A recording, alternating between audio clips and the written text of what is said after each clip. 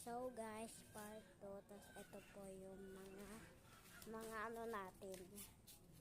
Yung mga customer. Ito po. Yan po, aso na yan. Tapos, ano ba yan? Ano ba yun? Ito po.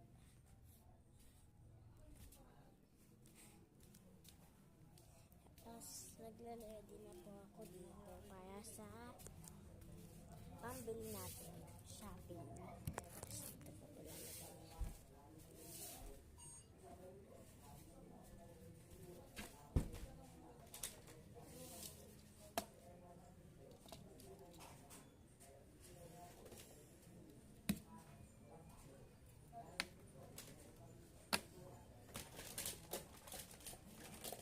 So guys, kakalat ko na po.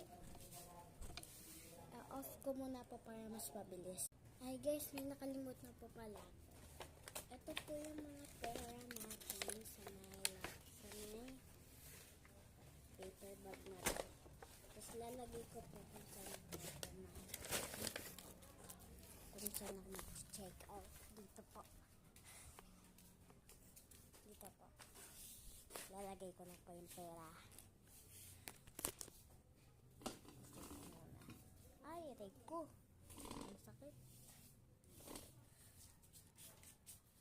Ba't kasi nandito yan? Ba't kasi nandito yan? Dapat po sa baba yan.